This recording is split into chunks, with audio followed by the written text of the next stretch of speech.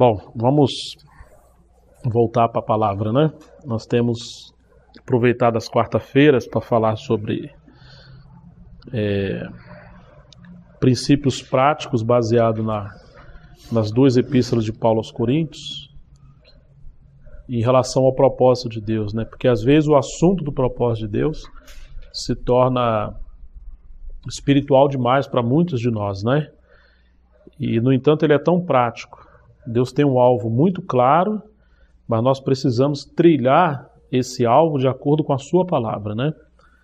E quando se fala do propósito eterno de Deus e aplicação prática, nós precisamos voltar a todos os aspectos práticos, né, da vida cristã e da vida da igreja, e isso inclui também a família, né?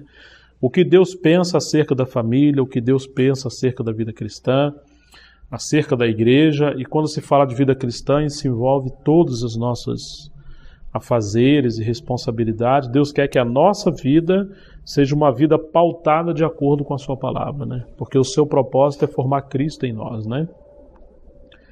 E já temos falado de vários pontos, né? A gente tem, da última vez que eu compartilhei, eu falei sobre os dons, né? Os dons espirituais, né? Comecei a falar muito sobre a questão dos dons, e eu quero prosseguir falar sobre esse assunto, mas assim, esse estudo que a gente está tendo, ele não é tão sistemático, né? Ele é bem, poderia chamar, inspirativo, né? Porque depende muito do que Deus coloca no nosso coração em relação à nossa necessidade, né? E eu vou abrir um parênteses sobre a questão dos dons, e nós vamos voltar a falar sobre os dons, mas me veio assim o coração de falar um pouco sobre uma vida de acordo com a palavra. Seria esse o tema da nossa compartilhar hoje, uma vida de acordo com a palavra. E depois nós podemos voltar a falar sobre os dons. Vamos abrir 1 Coríntios 4, verso 6.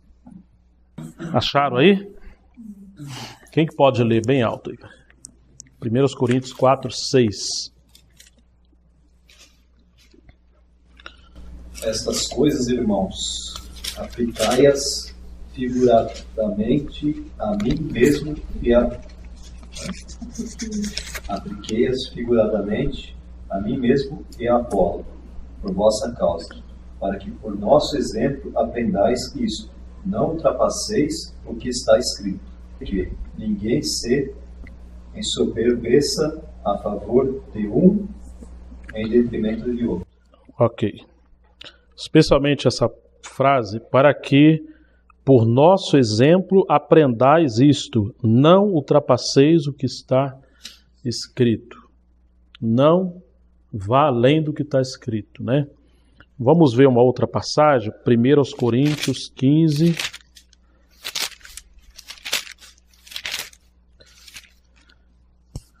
Acredito que o Fabrício deva ter lido esses versículos, 15, de 1 a 3, você falou sobre... Ah, tá. 15, partido 1. Irmãos, venham lembrar-vos o evangelho que vos anunciei, o qual recebestes e no qual ainda perseverais. Por ele também sois salvos, se retiverdes a palavra, tal como a vou-lo preguei, a menos que tenhas crido em vão. Veja bem isso. Se retiverdes a palavra, tal como vou-la preguei, a menos que tenhas crido em vão. Antes de tudo vos entreguei o que também recebi, que Cristo morreu pelos nossos pecados, segundo as Escrituras, e que foi sepultado e ressuscitou ao terceiro dia, segundo as Escrituras. Esse é um termo muito comum de Paulo, segundo as Escrituras. Aos Gálatas ele usa bastante esse termo, segundo as Escrituras, né? Vamos ler também 2 Coríntios 1.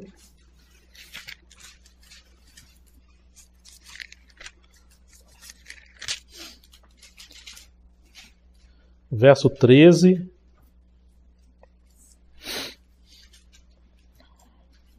Porque nenhuma outra coisa vos escrevemos, além das quais ledes e bem compreendeis, e espero que o compreendereis de todo. Então Paulo não está escrevendo outra coisa nova, né? Ele está escrevendo e comentando o que ele já havia escrito outra vez e também falado outra vez, né? Nem mesmo Paulo está indo além do que ele mesmo já havia falado, né? E 2 Coríntios 9...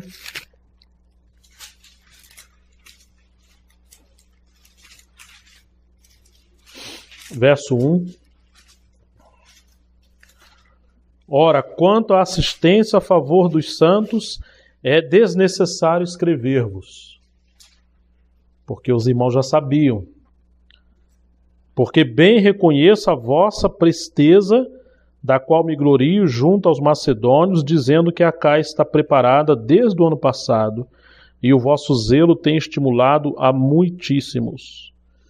E aí ele começa a comentar sobre o assunto, mas na verdade ele fala que é desnecessário escrever, porque ele escreveu 1 Coríntios, o capítulo 16, que trata sobre a questão da contribuição, e agora ele comenta um pouco no capítulo 8 e o 9, e ainda assim está dizendo que é desnecessário escrever. Imagine se fosse necessário, né?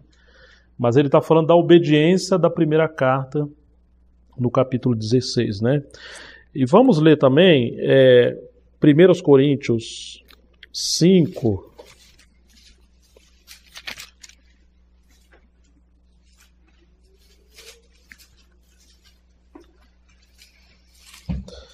Primeiro aos Coríntios, capítulo 5, o verso 9.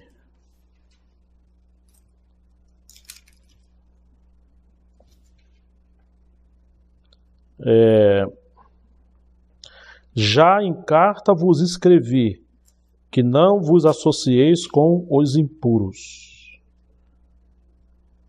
O verso 11. Mas agora vos escrevo. Você percebe? Você está na primeira carta aos Coríntios. Mas no verso 9 ele fala que já escreveu uma carta anterior a essa. Concorda? Ó, já em carta vos escrevi. Então ele escreveu uma primeira carta, tá certo? E agora no verso 11 ele diz, mas agora vos escrevo. Então essa carta agora deveria ser segunda aos Coríntios. E a nossa epístola, que está na nossa Bíblia, segunda aos Coríntios, deveria ser a terceira epístola aos Coríntios. Então, infelizmente, a igreja em Corinto, ela perdeu ou não zelou adequadamente da primeira carta aos Coríntios.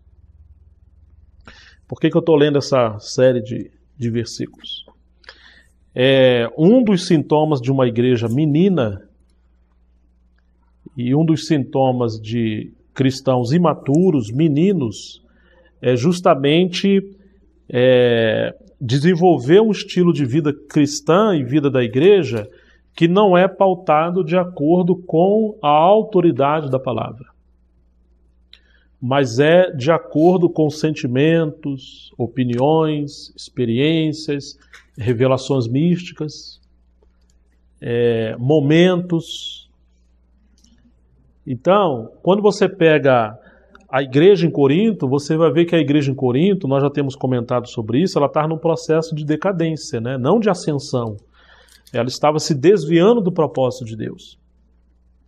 E nós vamos encontrar várias vezes, isso aqui que eu peguei uma chave bíblica, né? E ela é completa, ela menciona todas as vezes que aparece uma palavra, não apenas algumas. Mas Paulo menciona a palavra está escrito, eu vos escrevo, estou escrevendo, ou conforme escrevi, muitas vezes, procurando chamar a atenção dos santos, né, da igreja em Corinto, a voltar a viver uma vida de acordo com o que está escrito, de acordo com o que está na palavra. A palavra de Deus, ela deve, porque ser a autoridade máxima sobre o cristão e a autoridade máxima sobre a igreja. O cristão está desprotegido se ele vive fora do que a Bíblia diz. E o cristão, ao contrário, ele está protegido por Deus. Deus tem compromisso com a sua palavra quando nós vivemos de acordo com o que está escrito.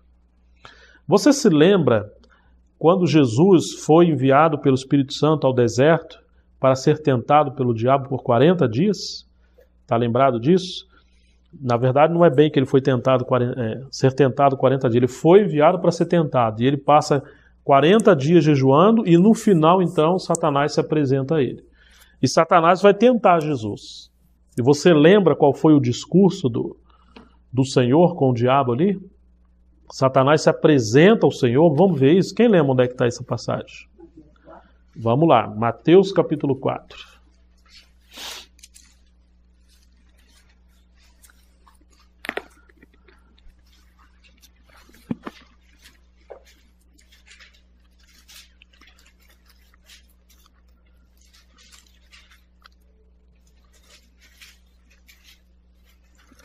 Mateus 4.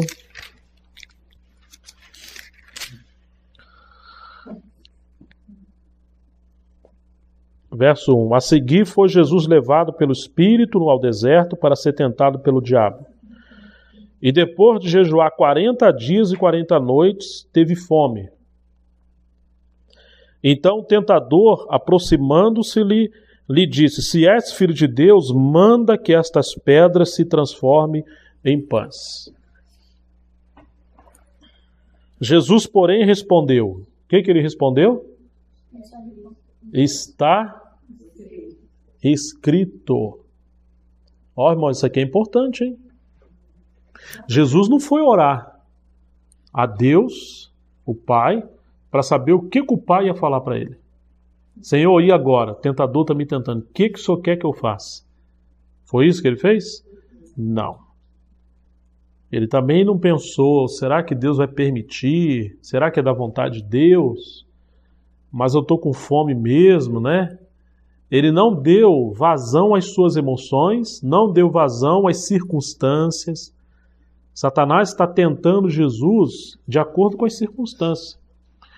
Ou você não é filho de Deus, você está equivocado, você está errado, né? Ou você é filho de Deus e Deus é injusto, porque ele deixou você 40 dias e 40 noites com fome. E outra coisa, você não é Deus com o Pai? Por que você não está realizando milagres, já que você é Deus também, e só o Pai pode realizar milagre?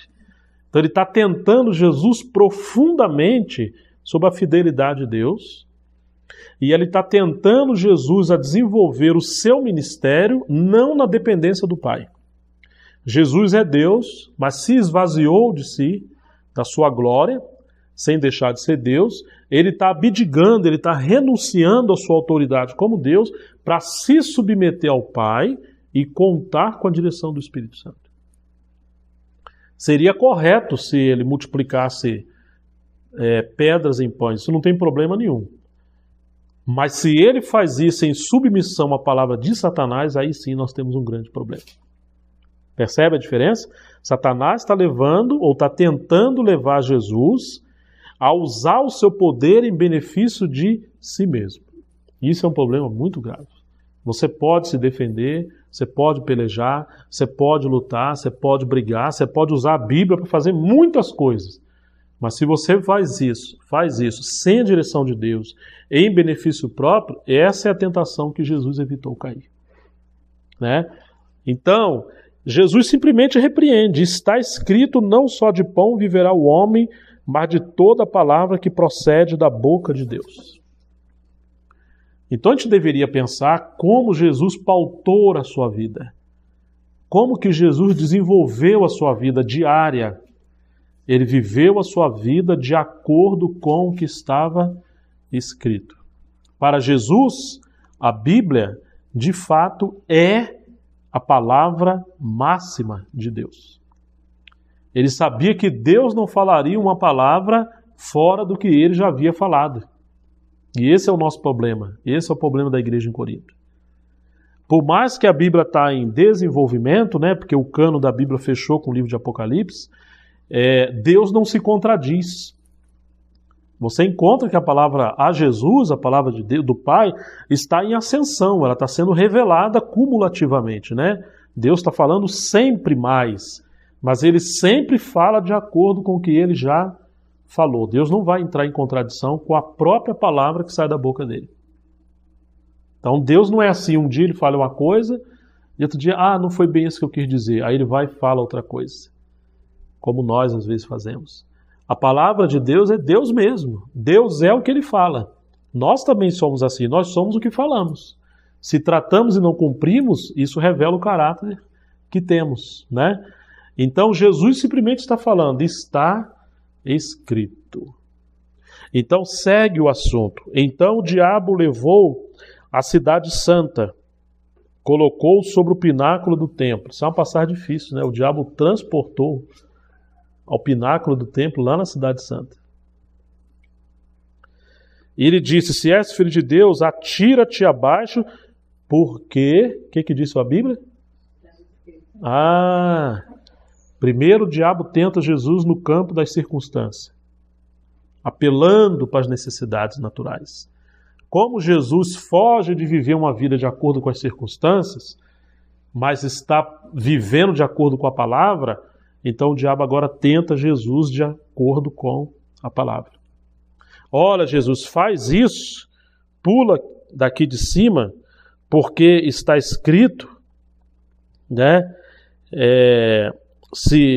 Ele disse, se és filho de Deus, atira-te abaixo, porque está escrito, aos seus anjos ordenará a teu respeito que te guardem, e eles te sustentarão nas suas mãos, para que não tropeces em alguma pedra. Eu queria perguntar a vocês, alguém sabe onde está escrita essa passagem que Satanás está tentando Jesus?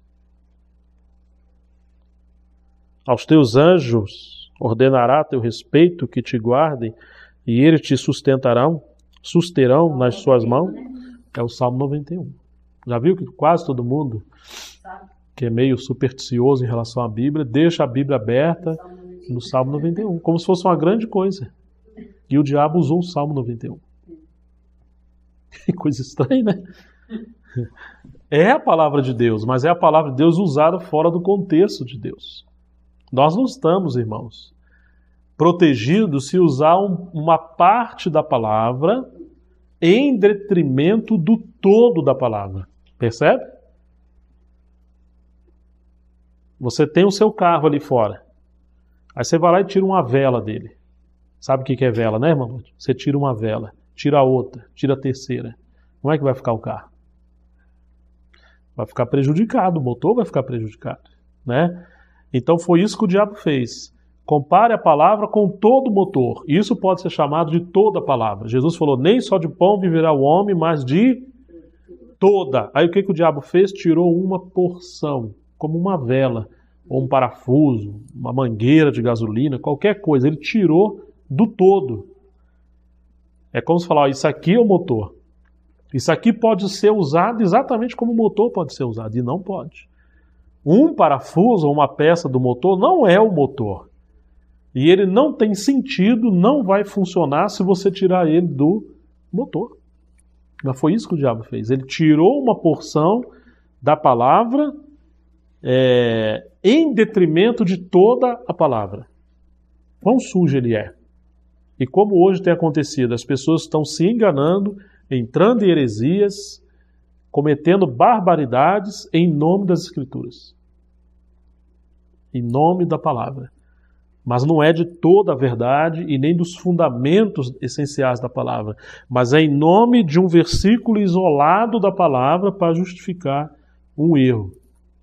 Você não pode chamar a palavra de Deus uma porção que você tira ela do contexto. De fato, num certo sentido, o Salmo 91 é a palavra de Deus.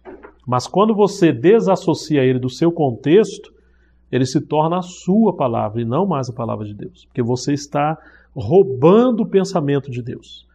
Então, você não pode separar o pensamento de Deus da letra que expressa o pensamento. Você pode torcer isso.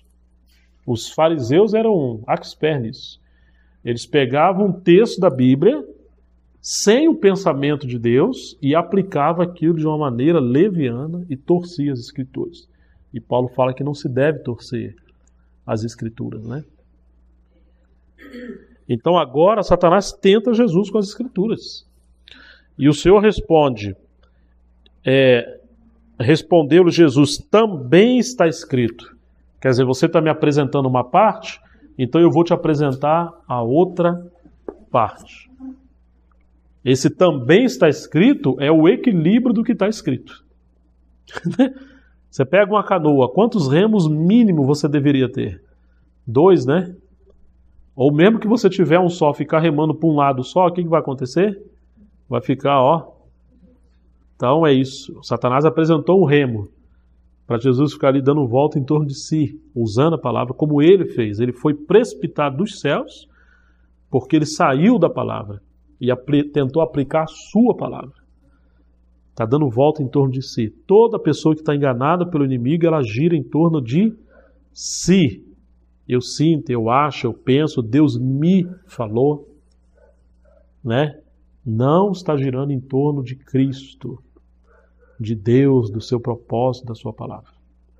O diabo quer sempre centralizar a vida cristã em nós, no homem. E a centralidade da vida cristã é uma pessoa que é o nosso Senhor Jesus Cristo. Isso é sutil, né? Então Jesus está dizendo aqui, ó, respondeu-lhe Jesus, também está escrito. Então está aí o outro remo. Não tentarás o Senhor teu Deus.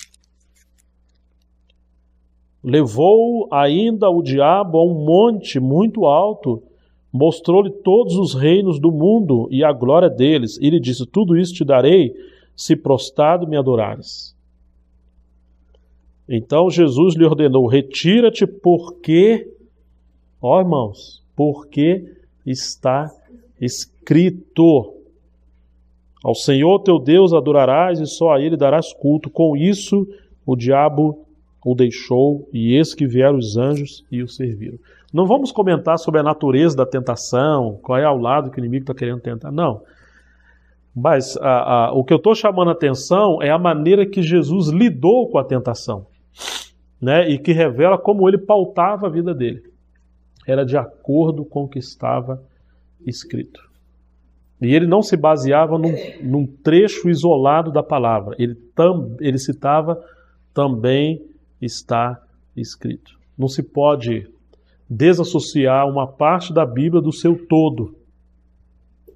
Tem uma passagem maravilhosa, vamos ver se a minha cabeça está funcionando bem, no livro de Isaías, eu acho que é o capítulo 28.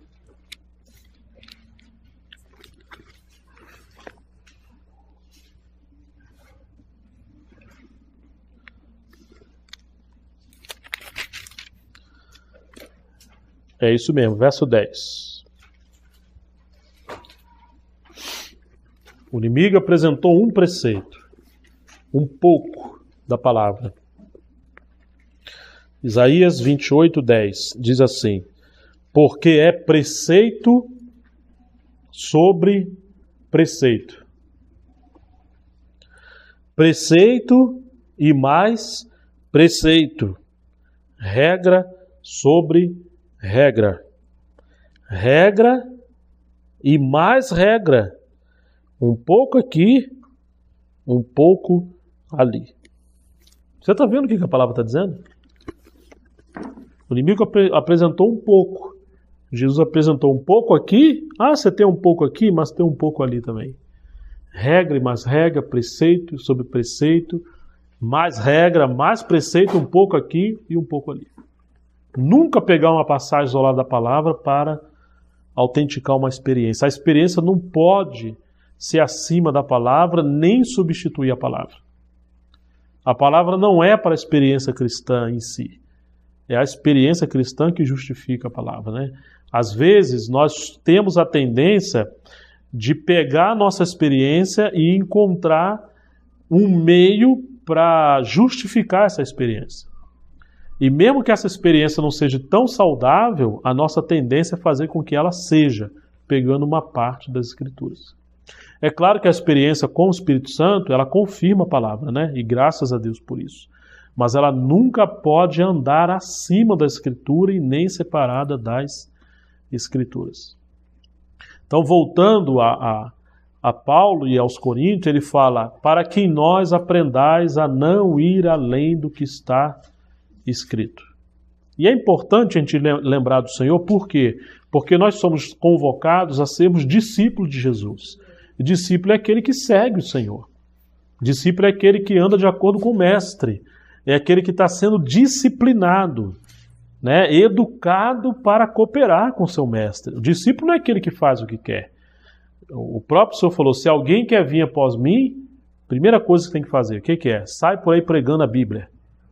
Sai por aí falando. Não. O que tem que fazer? Primeiro, negue-se a si mesmo. Depois, tome sobre si a sua cruz e siga-me. Então, irmãos, não pode negociar a palavra. Nós não podemos estar acima da palavra. Como se comportou o nosso Senhor? Sempre está escrito. Você se lembra quando os fariseus vieram a Jesus tentá-lo? Eles vieram várias vezes, mas vamos citar mais uma passagem. Vieram tentar Jesus sobre a questão do divórcio, novo casamento. É um texto clássico em relação a como Jesus respondeu. Alguém lembra aqui onde é que está essa passagem? Mateus 19. Isso aí, Miriam, tem que exercitar o cabeção mesmo, né? A memória é para isso mesmo, viu? Mateus 19. Eu volto a falar, eu não vou tocar em pontos, eu estou tocando em comportamento, princípio de vida, né? Nós estamos tentando encontrar nas cartas de Paulo aos Coríntios princípios práticos em como vivermos no propósito de Deus, né? Mateus capítulo 19.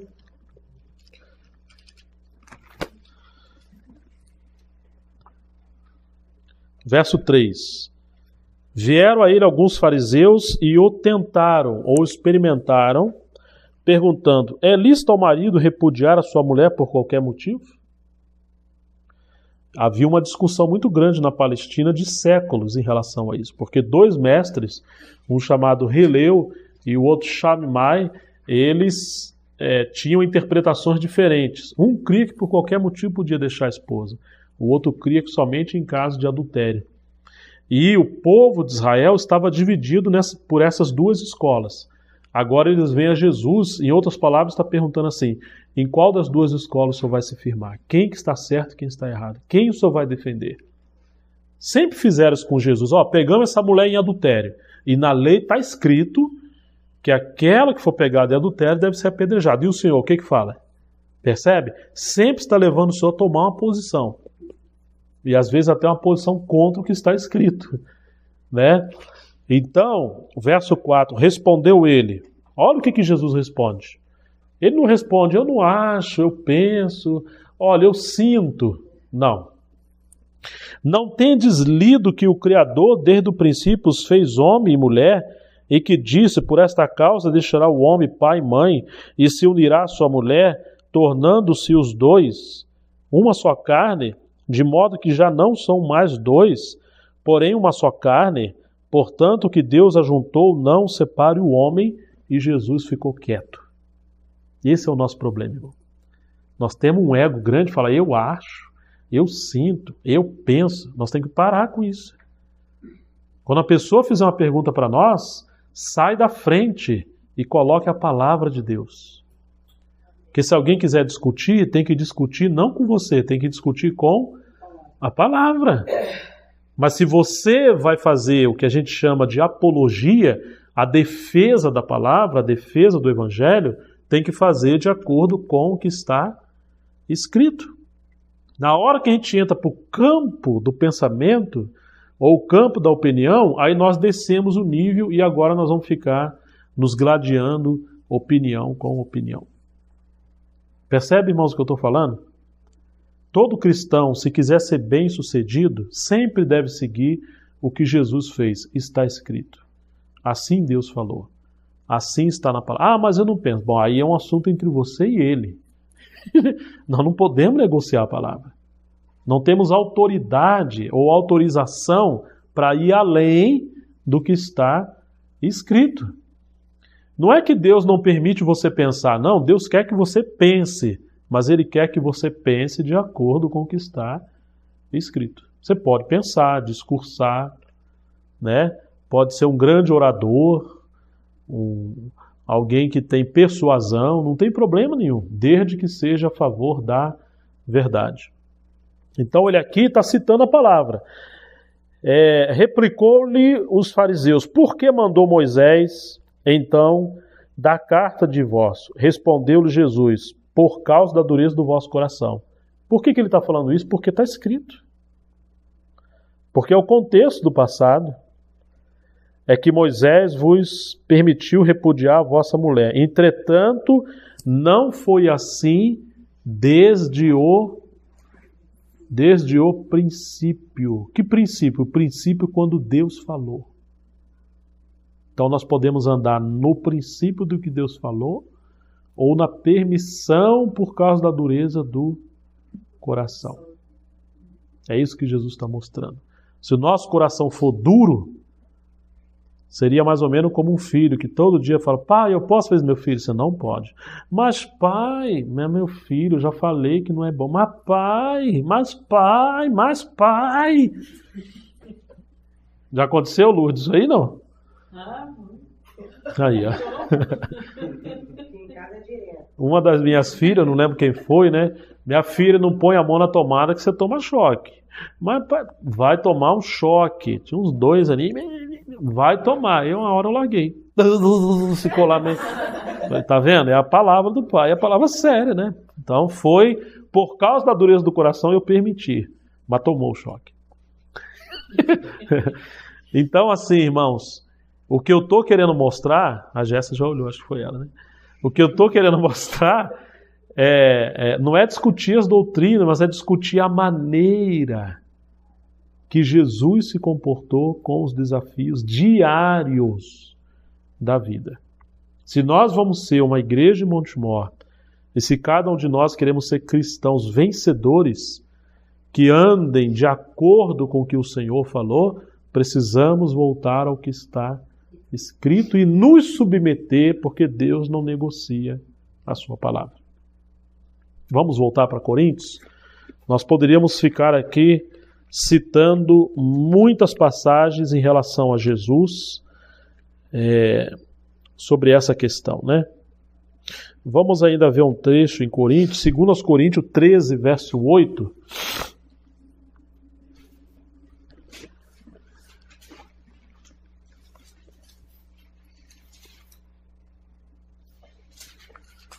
Segundo aos Coríntios 13, o verso 8.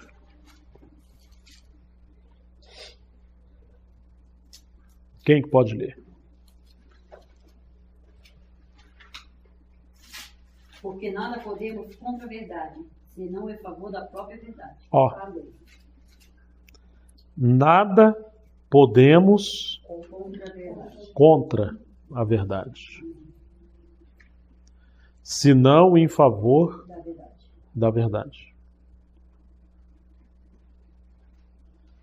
Lutar contra a verdade é derrota total. Quem pode prevalecer contra o braço do Senhor, irmãos? Ninguém. Uma vez o irmão Atmani contou, né, num dos livros dele, que uma irmã pediu oração porque ela começou a namorar uma pessoa que não era cristã. E ela tinha fé que Deus ia converter aquele camarada, né? E o Ni falou que não podia orar ou não teria liberdade de estar ajudando porque ela estaria contrariando um princípio da palavra, que está em 2 Coríntios, que o cristão não deve se prender a um jugo desigual com o infiel. Acho que todos nós lembramos dessa área. Não, mas eu tenho fé que Deus vai salvar ele. Então você deveria ter fé o suficiente para esperar Deus salvar ele e depois você une-se com o cristão, né? Porque a Bíblia fala que pode casar desde que seja no Senhor. E ele está querendo evitar que essa irmã passe em sofrimento. Você pega um arreio, um carro de boi, por exemplo, você pode botar 2 bois, 4 bois, 6 bois, mas você vê que está ombro a ombro ali, ó, um jugo. O jugo é aquele arreio que vai sobre o animal, né? Então você coloca um jugo duplo e vai entrar 2 bois ali e eles vão andar juntinho. O carro não vai tombar, não vão se machucar, porque é um jugo aparelho para os 2. Agora você coloca ali um cavalo e um boi. um jegue e um boi, ou uma mula e um outro tipo de animal. Na hora que você prender os dois, isso chama-se jugo desigual, porque a altura não dá. Quando um quer andar, o outro não vai. Se os dois forem, vai cair, vai quebrar o carro, vai dar uma confusão danada. É isso que Paulo está dizendo. Paulo está usando uma linguagem que todo mundo na época conhecia. Você entendeu? Então, quando ele fala, não vos prendais a um jugo desigual com os infiéis, ele está querendo dizer que quando a gente quiser andar, o outro vai barrar, vai dar problema. Nós temos ajudado muitos cristãos que abrem a sociedade com não cristão. Ah, mas é uma questão profissional, realmente é uma questão profissional. Alguns são até bem-sucedidos, mas mais de 90% tem profundas crises. Porque os princípios que as pessoas vivem fora do Senhor não são princípios de acordo com a palavra. E vai chegar uma hora que aí, vamos sonegar o imposto ou não? Né? Vamos negociar o cheque do cliente ou não? O cara falou para esperar dia 30, mas nós temos 5 mil para pagar hoje, 2 mil. Então, mas hoje é dia 15, se entrar hoje, você vai ferrar o cliente. Mas e aí? É melhor ferrar o cliente do que nós, vamos entrar com o cheque do cara. Então chega uma hora que você tem que dar um cano na Receita Federal, vai ter que... A mercadoria está vencendo, mas não estragou ainda, né? Dá um jeitinho lá e muda a data, mexe. Nós somos rodeados por situações. É claro que nem todo não cristão é assim, tem muito cristão que tem uma vida correta, né? Mas dificilmente você vai encontrar pessoas que têm uma sociedade com não cristãos que anda bem sucedido. Na verdade, está difícil fazer sociedade com cristão, né? Nós chegamos a uma situação que está mais fácil às vezes fazer com não cristão que tem ética do que com cristão. Só que essas experiências negativas ou positivas não podem substituir a palavra. Então o irmão Watmani, ele tentou ajudar essa moça não aceitou ajuda, casou. E um belo dia ele escreveu para ele, irmão, ora por mim, porque meu casamento, usando as minhas palavras, está um inferno. Ele falou, eu sinto muito, eu não posso orar por você. A única coisa que eu posso fazer é aconselhar você ter paciência, né? Porque ele acreditou que aquela irmã caiu sob a mão governamental do Senhor. Né? Um irmão te chama e fala, você não ouve. Aí vai 2 ou 3 fala, você não ouve a igreja, sai da palavra, agora você vai tratar diretamente com Deus. Só a mão do Senhor pode intervir. Ele falou, eu não posso fazer nada, eu não sou Deus. Então, às vezes, nós queremos encontrar meios fora da palavra para poder justificar a nossa maneira de caminhar. Mas se está fora da palavra, então está fora do propósito de Deus, está fora da vontade de Deus. Não tem como, irmãos. Como é que nós vamos orar contra as Escrituras? Deus vai responder uma oração contra as Escrituras? Então a igreja em Corinto, ela tinha esse problema. A igreja em Corinto, Paulo teve que falar, olha, eu estou aplicando isso, a semelhança de eu e Apolo, para que em nós vocês aprendam a não ir além do que está escrito. Um dos graves problemas da igreja em Corinto é que eles estavam indo além do que estava escrito. E aí eles agora começavam a se ensoberbecer um com o outro. Foi esse o primeiro texto que nós lemos, ou seja, eles estão contendendo. Você fala, você acha que você tem direito de querer falar para mim o que eu devo fazer? Só porque você tem isso ou aquilo, você acha que você tem direito de me controlar? Você acha que os pastores têm direito de dizer para a gente o que faz, o que não faz? Então começou a entrar no campo de batalha pessoal, conflitos de opiniões. E como a igreja em Corinto tinha muitos dons espirituais, um dos problemas da igreja em Corinto era o misticismo. Não é estranho vocês ouvirem isso, né? Que em muitos lugares o misticismo, ou seja, o movimento exagerado em torno dos dons espirituais tem substituído a palavra de Deus. Quantas vezes passei em lugares que os pastores lideram a igreja de acordo com as profecias das irmãs, não de acordo com a palavra. Ó, irmão, se Deus falou, Ele falou. A Miriam vem de uma época que o pai dela, né, havia um obreiro muito forte lá no passado, e um dia ele teve uma experiência sobre o livro de Apocalipse, que aquela mulher que ficava grávida, né, e tinha dor de parto para dar à luz ao filho varão, seria, acho que é mais ou menos isso, uma irmã que ele deveria ter relação sexual com ela, e aquele filho da promessa viria através dessa relação. E esse pastor realmente casado, né, bem? Ele entrou nessa irmã, gerou, a irmã ficou grávida, e ele cria que isso aí era uma revelação de Deus. Porque está escrito, entendeu? Eu não estou falando casos, não, estou falando de casos que nós acompanhamos, né, que nós vimos, né, no passado. Né? O negócio era encoberto, mas vimos. Um outro caso no Rio de Janeiro, um irmão acreditou que o casamento tem que ser no Senhor, e isso é verdade. Mas o que é casamento no Senhor? Ora, aquela irmã casou com um cara fora do Senhor. Agora eles vieram para a igreja e o casal não está muito bem. Esse casamento não foi no Senhor. Então esse irmão pode largar sua mulher e escolher uma outra mulher na igreja.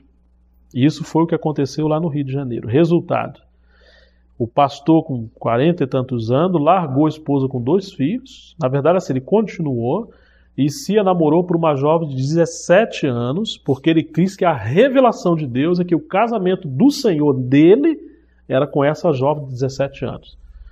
Mas essa revelação quase todos os homens têm, né? Você pega uma mocinha de 17 anos, rapaz, a maioria dos homens tem essa revelação quase todo dia, é só dar lugar.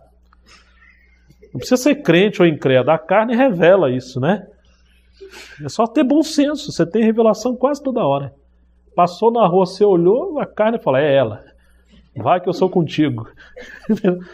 E infelizmente esse irmão possuiu essa jovem, sendo ele casado. E isso virou uma doutrina lá no Rio de Janeiro.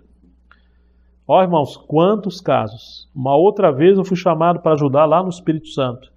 3 igrejas locais, porque os anjos começaram a aparecer dentro dos quartos dos irmãos casados, na hora da relação íntima, e o anjo pregava que não podia, porque ia ter ser daqui uns 30 dias, então 15 dias tinha que ficar de molho, esperando por causa da santidade. Você já pensou? Isso eu fui chamado para ensinar na palavra o que a Bíblia diz sobre isso. E tinha casais quase se divorciando. Tinha um rapaz que não era cristão, muito bem sucedido, e falou, eu não aguento mais esse negócio de anjo, eu sou um cara novo. O caso do Porto, ele era dono de barcos, né? Tá cheio de moça rodeando a gente. Eu chego em casa, os anjos estão travando meu namoro, como é que vai fazer? Hoje esse irmão é um dos presbíteros na igreja, em uma das igrejas lá do Espírito Santo. Porque as pessoas vão além do que está escrito. E os demônios realmente gostam desse tipo de ambiente. Então, queridos, a igreja em Corinto era cheia de dons espirituais, porém, por não estarem debaixo da autoridade das Escrituras, a igreja começou a entrar em misticismo espiritual. E muitas das práticas que eles tinham já não eram práticas bíblicas.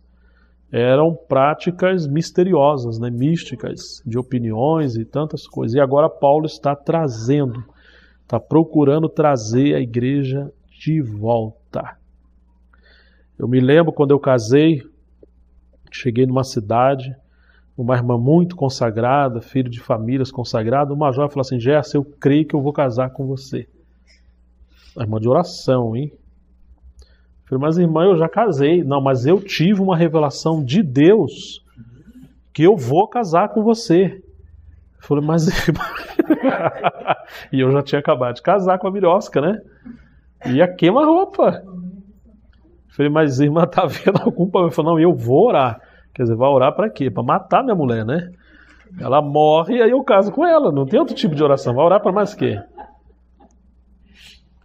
Recentemente eu conheci um irmão que ele falou, Jéssica, o que você me diz da poligamia? Eu falei, o que a Bíblia diz? Ele falou, a Bíblia diz, foi, não foi? Ele falou, Salomão teve 1000 mulheres, né?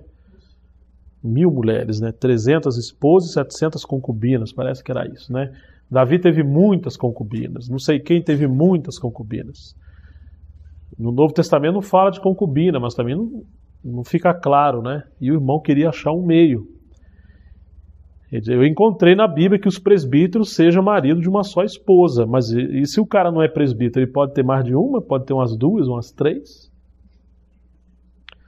E se você for ver bem, você vai encontrar muitos pontos que vai legitimar esse problema, essa situação. Ele ainda falou, você sabe que biologicamente o homem não consegue viver com uma mulher só. Ele tem que ter várias mulheres. Ele falou, irmão, eu não sei disso não. Eu sou fiel a uma mulher só. Você vê a ideia do cara. Situação complicada, né? E ridiculamente eu conheci irmãos que um dia pediram ajuda porque o líder leu que quando Davi estava velho, ele pediu para trazer uma jovem para aquecer Davi.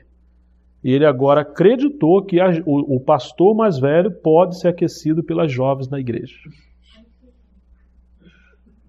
Não, mas tudo caso que eu vivi, viu? Não é nada de livro, um jornal que ele... Não, estou falando da minha experiência nessas minhas viagens por aí. E infelizmente alguns irmãos começaram a entregar suas filhas moças para esquentar o pastor mais velho. Porque quem vai tocar no ungido do Senhor, né? Você tocar no ungido do Senhor, a pessoa ainda usa esse versículo, né? Você vai tocar no ungido do Senhor? Então isso é abuso de autoridade, isso é tirania, isso é engano. Então, meus irmãos, como que nós precisamos voltar à autoridade da palavra de Deus, não negociar a verdade, ter cuidado com os sentimentos, ter cuidado com revelação, com sonhos, com pensamentos, com a carne, porque nós somos um problema. Nós somos um grande problema. Enganoso é o coração do homem mais do que todas as coisas. Quem o conhecerá? Mas será que Deus... Aí pronto, esse é o problema. Se der um jeitinho, só essa vez. Então nós temos assim hoje, no contexto geral, as igrejas ou os movimentos cristãos estão se tornando movimentos humanistas, um cristianismo pagão, né? O Cristo que se prega hoje deixou de ser o Cristo da Escritura. O Cristo do púlpito não é mais aquele Cristo que fala está escrito, mas é aquele Cristo que fala, né? Eu deixo, eu permito, Deus me revelou, Jesus apareceu. O engano começa assim bem pequenininho. Eu estou vindo de Nova Iguaçu, falei com o Fabrício ainda agora, surgiu uma igreja satânica lá em Nova Iguaçu. E teve um irmão com mais de 10 anos caminhando na igreja, num movimento lá, mas são irmãos sérios. E ele ficou iludido com os mistérios, né? Com as revelações, com as experiências, que ele deixou os irmãos e passou a congregar com essa igreja satânica. Essas pessoas estão se tatuando, elas colocam o número 666 no pescoço, no braço, estão distribuindo DVD, né, CDs e gratuitamente. E cristãos estão entrando, porque o negócio está crescendo. E eles pregam que, infelizmente, as pessoas interpretaram errado o negócio de 666. Eles têm uma revelação mais atual. E como as pessoas estão em busca de revelação, eles têm a última revelação, a nova onda, né? Lá nos Estados Unidos surgiu um pastor que ele disse assim, você lembra que Paulo subiu ao terceiro céu e viu palavras que não eram lícitas ele falar aos homens? Então, Deus revelou que palavras são essas e eu vou falar. E ele começou a pregar um bocado de coisa que está fora do que está escrito. Ele foi ao terceiro céu. E está desvendando as palavras que Paulo viu, não quis falar, ele está falando. Percebe? E é uma das igrejas que mais cresce nos Estados Unidos. Viu? Então, amados, esse assunto, aprender a não ir além do que está escrito, ou ter uma vida pautada de acordo com a palavra, como isso é importante? E entender que Jesus viveu de acordo com o que estava escrito. Essa é a nossa garantia, essa é a nossa segurança, esse é o leme que prova, né, e autentica que estamos no caminho certo, de que estamos realmente sendo conduzidos pelo Senhor. Você vai encontrar várias passagens aqui na carta de Paulo aos Coríntios que ele está dizendo que os irmãos estavam dando ouvido a espíritos enganadores. Vamos só ler esses versículos para a gente fechar. Vocês me desculpem estar dando esses exemplos, mas tem uma coisa que eu acredito que devemos ser. Nós precisamos ser muito práticos, sabe? Eu tenho conhecido igrejas queridas, irmãos amados, que estão entrando em heresias porque estão indo além do que está escrito. E esses casos que eu contei, só um é antigo, o resto é tudo caso mais recente. Que se a gente não voltar para a palavra, e se a gente não procurar estar debaixo da autoridade da palavra, nós vamos virar uma seita. Paulo fala que se vir um anjo do céu pregar o evangelho além do que está escrito, além do que ele falou, isso é maldito. Ele fala, não é só o anjo não, sou eu mesmo. Se eu falar além do que está escrito, isso é maldição. Quer dizer, Paulo está reconhecendo o seguinte, que eu também sou homem, e pode ser que eu erre também. Fica com a palavra, não fica comigo se eu errar, né? Então vamos ver alguns versículos aqui rapidinho. 2 Coríntios capítulo 11.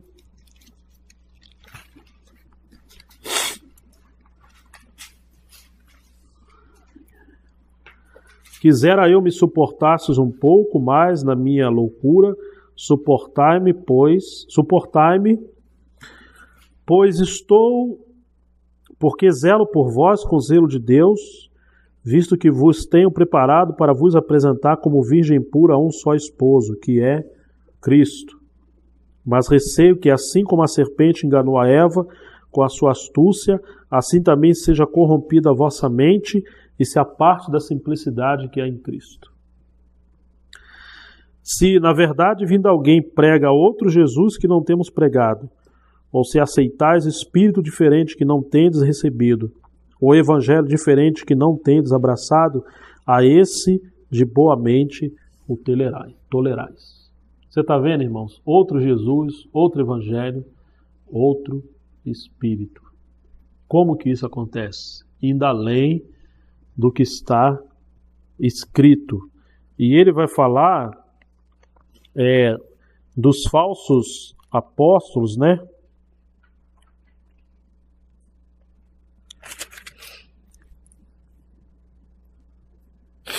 É o capítulo 11, verso 5, porque supõem nada ter sido inferiores a esses tais apóstolos, que ele está chamando de falsos apóstolos. Verso 13, porque os tais são falsos apóstolos, obreiros fraudulentos, transformando-se em apóstolos de Cristo. E não é de admirar, porque o próprio Satanás se transforma em anjo de luz. Não é muito, pois, que os seus próprios ministros se transformem em ministro de justiça, e o fim deles será conforme as suas obras. E Gálatas 1.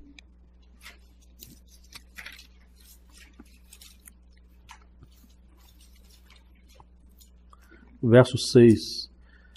Admira-me que estejais passando tão depressa daquele que vos chamou a graça de Cristo para outro evangelho, o qual não é outro, senão que há alguns que vos perturbam e querem perverter o evangelho de Cristo. Mas ainda que nós, ou mesmo um anjo vindo do céu, vos pregue evangelho que vá além do que vos temos pregado, seja anátema ou maldição. Assim como já dissemos, e agora repito, se alguém vos prega evangelho que vá além daquele que recebeste, seja anátema. E a gente vê várias vezes Paulo falando, a palavra está escrito. Eu vou só mencionar algumas frases aqui, aproveitando que já estamos aqui em Gálatas, né? 3:8. Ora, tendo a Escritura previsto, então Paulo está se baseando na Escritura. 3:10, o final do 10, porque está escrito. Eu estou em Gálatas 3:10. Maldito todo aquele que não permanecer em todas as coisas escritas no livro da lei. E é evidente que pela lei ninguém é justificado diante de Deus, porque o justo viverá da fé. Capítulo 3, 22. Mas a Escritura encerrou tudo sob o pecado. Ele está falando da autoridade da Escritura. Ele está falando Deus encerrou. Não, ele está falando a Escritura encerrou. Porque a Escritura é a palavra de Deus, né? Capítulo 4. Deixa eu ver aqui.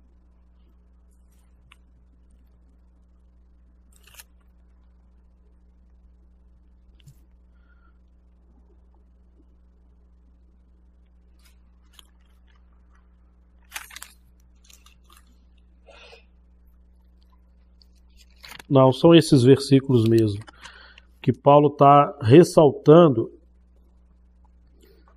a autoridade da palavra. Então, queridos, o meu sentimento hoje foi ressaltar isso, né? Essa passagem primeira que nós lemos, para que por nosso exemplo aprendais a não ir além do que está escrito. Os pastores não têm direito de ir além do que está escrito. Mas nós aqui fazemos assim porque eu sinto assim. Esse é um grande problema, né? Os movimentos estão fazendo o que os homens sentem que tem que fazer. As igrejas viraram empresas e cada um faz o que acha que tem que fazer. Que Deus realmente tenha misericórdia de nós, porque o assunto de ir além do que está escrito, ele é tão sutil porque ele não envolve só esses pecados aberrantes, mas envolve coisas sutis, né? Nós estamos falando uma série de mensagens agora sobre a Trindade lá em Sumaré, e eu estou de vez em quando lembrando as epístolas de João, que fala do anticristo, e se tem uma coisa que o anticristo faz, é trazer heresias acerca de Cristo, é negar a eternidade do Verbo, a divindade de Jesus como Deus, é negar a Trindade, é tirar a igreja da verdade, né, dos fundamentos da palavra de Deus. Então, nós precisamos muito voltar e ter isso em pauta, sabe? Não há aprovação de Deus para a igreja e para a vida cristã fora das Escrituras. A nossa segurança, a nossa sobrevivência cristã depende de estarmos debaixo da autoridade da palavra. Devemos sempre perguntar, mas está escrito?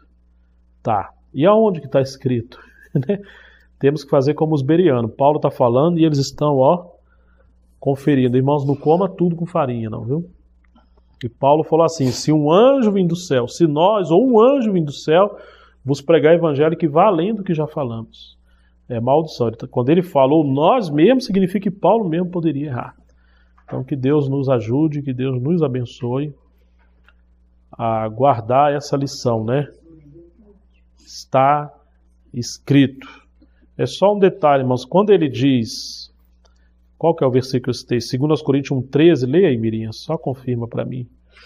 Só uma coisa que, acho que é 1,13.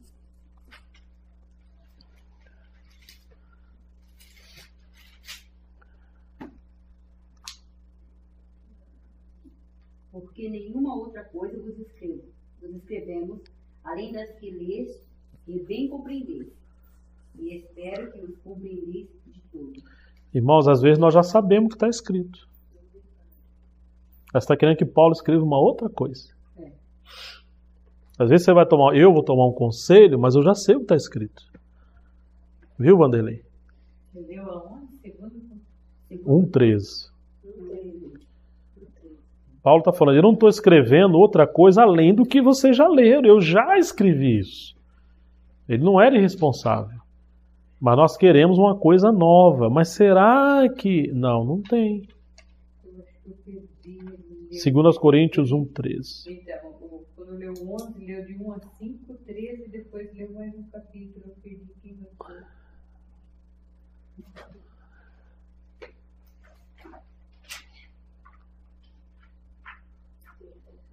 Eu anotei. 9:1. 9:1. Foi isso mesmo. depois 5:9. É segundo. Não, aqui, bem aqui no fim. Ele é o 2 Coríntios 11, ele leu de 1 a 5, depois leu 3. Sobre os falsos apóstolos. Sobre os falsos. Aí depois Depois 11 do 1 ao 5, depois 2 Coríntios 11, 13. Depois ele leu Gálatas 1, versículo 6. Então eu marquei. Tá. Mas percebe, irmãos, isso aí? Eu não estou escrevendo outra coisa além do que vocês já sabem. E às vezes é assim, nós já sabemos. É como eu falei do filho, mas pai, será que... Pai, e quer encontrar uma outra? Que Deus tenha compaixão de nós, né? E nos guarde o nosso coração. E lembre, irmãos, tudo isso é para o nosso bem, porque Deus nos ama. Ele sabe o melhor para nós. Ver dói, mas é o melhor de Deus para nós. Ele está nos guardando. É o melhor de Deus para nós. Que Deus nos abençoe. Vamos orar ao Senhor, né? Ó Senhor, nós pedimos que o Senhor nos ajude a não viver baseado em nossos sentimentos, emoções, experiências, circunstâncias. Às vezes nossa confissão tem muito a ver com o que nós sentimos, Senhor. Não estou sentindo de fazer, eu estou sentindo de fazer, eu não acho que é isso, aquilo. Mas nessa noite o Senhor está nos exortando a andar de acordo com a Tua palavra, Senhor. E andar de acordo com a pessoa do nosso Senhor, no Teu propósito. Não deixa girar a nossa vida em torno de nós, mas girar a nossa vida em torno de Ti.